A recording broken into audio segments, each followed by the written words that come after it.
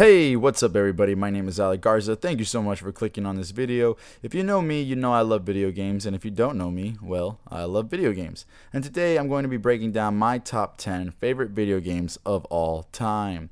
But before we get into that, I just wanted to let y'all know what consoles I played growing up. Now, growing up, I had the Super Nintendo first, then I got the Nintendo 64, then we got the PlayStation 2, and then my stepdad surprised me with the Xbox Special Edition Halo version, and I was like, holy shit, my stepdad's pretty cool. Then after that, I got the Xbox 360, and then I got the PS3, and now I have the PS4. So do you see what's missing there? The Nintendo. Yeah, so a lot of Nintendo games I never got to experience that were on the GameCube or the Wii. Yeah, I never had them. It sucks. I used to just go to my friend's house and play his and see, how badass those games were. I thought it would just help giving y'all a little history on the consoles I've owned so you can understand how I made this list and why I made this list the way I did. But without further ado, let's get right into it. So at number 10, we have Metal Gear Solid 4, Guns of the Patriots. Alright, now Hideo Kojima is the creator of the Metal Gear Solid franchise, and the Metal Gear Solid franchise is one of the best gaming franchises of all time. Hideo Kojima is a god. Like, he is so unique and creative that you can't even emulate this guy. Like, it's not authentic unless it comes from his mind. And Old Snake is the protagonist, and he's one of the most badass characters in video games history. Okay, the cutscenes are long as shit in this movie. They're longer than reading a whole Bible, but damn are they awesome. The online kicks ass in this game, the storyline kicks even more ass, and the bosses in this video game are also badass. Snake goes through a lot in this game, and you see what he has to sacrifice for his country. The gameplay is solid, the customization is fun and creative, and it was just a solid ending to a solid video game franchise.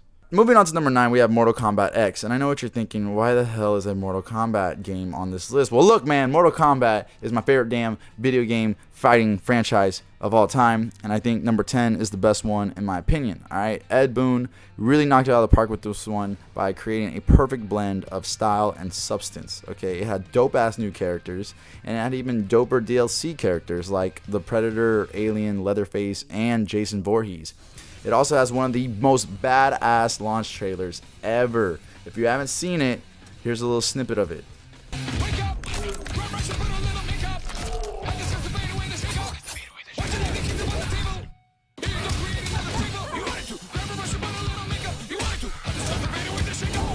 See? Pretty badass, right? Yeah, and that was Chop Suey by System of a Down, if you don't know the song. I grew up to System of a Down, so it was like even more badass to see that. Anywho, this game really kicked ass, tight gameplay, really fluid combat, and I'm super excited for the next one.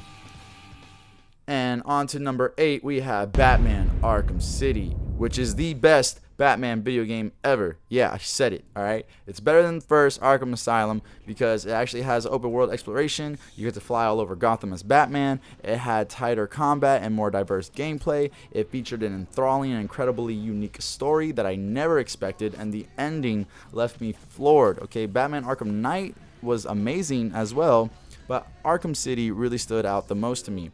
And if you're a Batman or Joker fan, you definitely need to check this one out. It is unforgettable, and you owe it to yourself. And at number 7, we have Super Smash Bros. Alright, do I need to say anything about this game? You guys know what Super Smash Bros is. I love it, you love it, your friends love it, somebody you know loves it. Okay, Super Smash Bros is an OG in the video game world. And it's so fresh, and it's still ongoing. It doesn't suffer from franchise fatigue like these other franchises do. I think if the new one is amazing, which it definitely should be, I'll be buying a Nintendo Switch because that's how damn good these games are. And I remember growing up, if you had beef or you had an argument with someone, the way you settled was who could beat who in Smash Bros. You're like, yeah, come at me in Smash Bros. Though, you know what I'm saying? But they didn't want to pick up the sticks. They weren't about it. And that's how powerful Super Smash Bros. Is, and that's why it is on my list, and I can't wait for the new one. I hope it kicks ass. Okay, and now at number 6, we have God of War 3. Alright, God of War, the newest one that just came out for the PS4 with the Norse mythology and all that shit. That game is awesome, okay? That game's like amazing. Way better than I ever expected it to be. But God of War 3 is still my favorite because you kill a lot of people in it, alright? And I'm not just saying people, I mean gods, okay? You kill all the gods, alright? Spoiler alert, I'm sorry.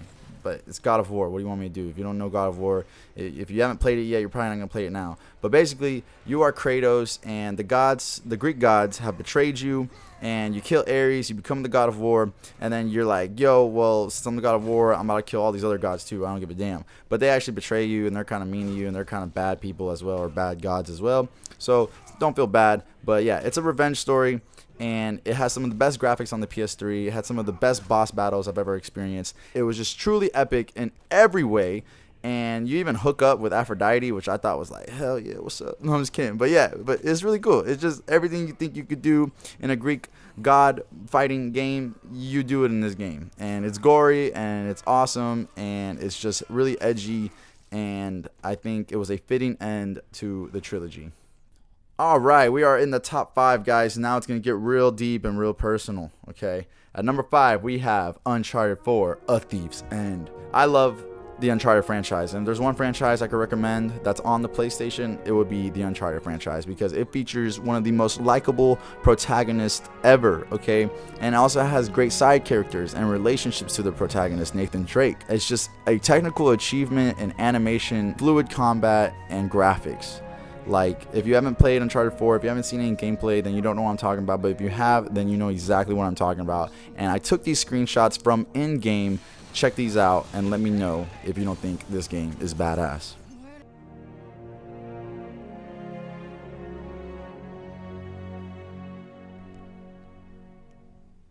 Pretty badass, right? Yeah. So, it's a thrilling and heart-pumping action adventure that is truly unlike any other game I've played. The exploration and the locations in the game really make each chapter exciting and memorable, and I definitely think you should check it out. Okay, moving to number 4, we have, now don't hate me, Call of Duty, Modern Warfare, World at War Black Ops. No, I'm just kidding. Modern Warfare. I'm going to give it to Modern Warfare, okay? World at War, man, did I love World at War. Come on, I love World at War. It's so freaking good. That was probably the one I played the most. And then Black Ops came out, and I was just like, wow, this is even more awesome. And especially because you could run and dive and then land and then shoot. Like, I just thought that was super revolutionary. And Nuketown was on that game. Nuketown was like the best multiplayer map. But before Nuketown, there was the cargo shipment map on Modern Warfare, and Modern Warfare just really revolutionized how first-person shooter games are played and made. And this game had emotion, man. Like, you don't think of a Call of Duty game to have so much emotion, but this game had me in my feelings more than Drake was in his during the Take Care album. And that ending, man, I'm telling you, though, that last shootout, whew, I remember just jumping up and down like, what? No. Like, I just remember like screaming, no. Like, I thought my squad was really in danger. Like, I don't know why. I just got really attached to that game. And Modern Warfare just really revolutionized first-person shooters and what they could do and what they should do and how we play them. And it was a real game changer. You see what I did there? Game changer? Yeah. Anyway, sorry. Don't hate me. Moving on. Number 3 is Red Dead Redemption. All right. Now, hear me out. I'm not putting GTA 4 or GTA 5 on this list because I think Red Dead Redemption is one of Rockstar's greatest open world sandbox games, okay? Like, I was sold at the freaking announcement of it. I was like, okay, GTA in the Wild West, say no more, fam. I'm down. I'm done. I'm in. Here's my money. Take it. I don't give a fuck. Anywho, it just features one of the best open world games ever, okay? With a unique and detailed Wild West setting. There's so much care and art and creativity that went into this game. It's like they just took GTA 4, they took the best of GTA 4 and added horses, poker, lassos, shootouts, saloons, and so much more. They also added a morality system where you can choose to be like an outlaw or a good guy. You also have one of the best protagonists ever, John Marston. He's just super cool. He used to be in a gang, and now he's just trying to take care of his family. He has to go on this last charade to protect his family, and the ending of this game will break your heart, but it's super unforgettable, and it had a great storyline, and I was just really impressed with what Rockstar did with this game, and that is why it is at number 3. All right, at number 2, we have Halo 2.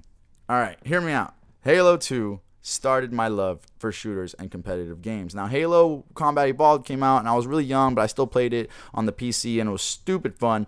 I loved it, but I didn't really appreciate it. I wasn't old enough to become addicted to it. But Halo 2, I was like preteen, and I just fell in love with it, and I just could not put that game down. I would spend all my time indoors playing that game with my friends online. It was the first online multiplayer game that I created a clan in, that I created, that I recruited people to my clan. I was creating like freaking logos and stuff for them, and, created a hierarchy. It was just awesome. We were called Men of War, and we would wreck shit, all right? Damn.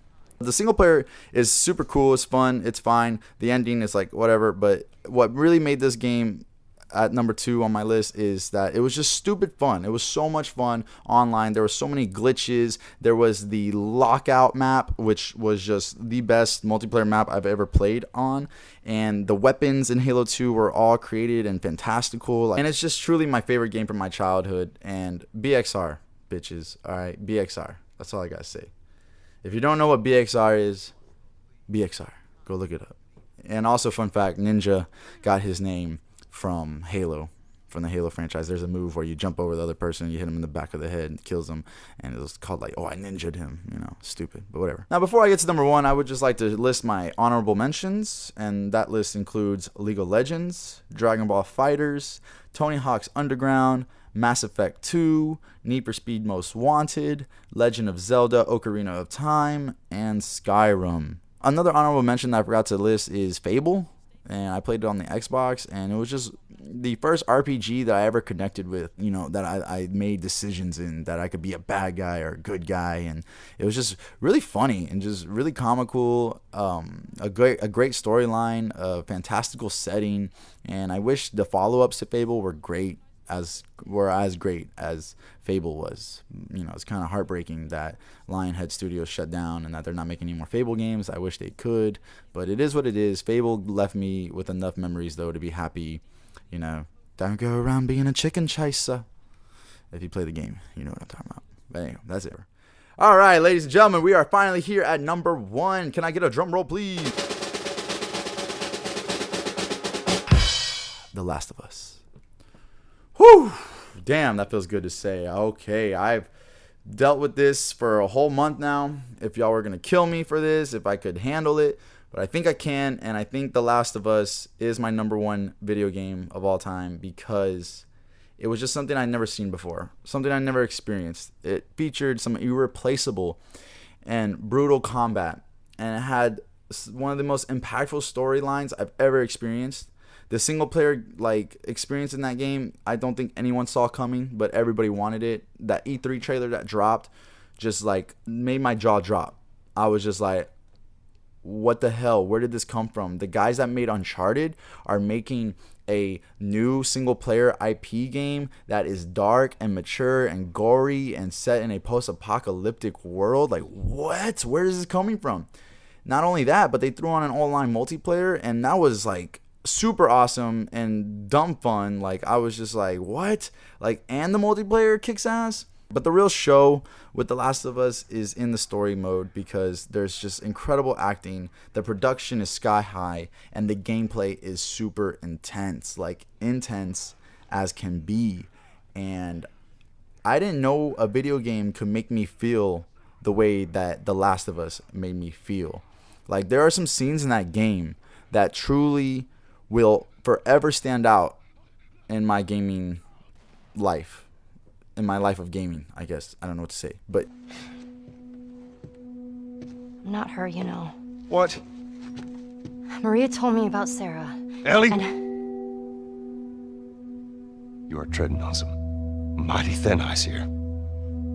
I'm sorry about your daughter, Joel, but I have lost people too. You have no idea what loss is. Basically, The Last of Us is one of a kind. And I don't think I will ever be as shocked or as shook or as invested or as proud or as satisfied as I was with The Last of Us when I finished it. And I just cannot wait for the sequel, and I think Naughty Dog truly deserves praise for making The Last of Us and the Uncharted franchise, and I just can't wait to see what they do next. Finally, that concludes my top 10 video game list. Please Let me know if you agree with any of my picks, if you've never played one of my picks, or why you loved one of them, why you hated one of them. You know, I want to engage with y'all. I want to talk about it. The video game community is huge, and we all have great opinions, and I just would love to hear from y'all. And I just want to say thank you so much for watching. My name is Alec Garza. Please leave a like, a comment, subscribe, share this video with all your friends so y'all can go down memory lane. Maybe, you know, they love some of these games too. Really would appreciate that. It will help grow my channel. And, you know, I'm just starting out, and I just could use all the help that I can get. And just want to say thank you so much. And I hope y'all have a terrific day. I'll see you next time.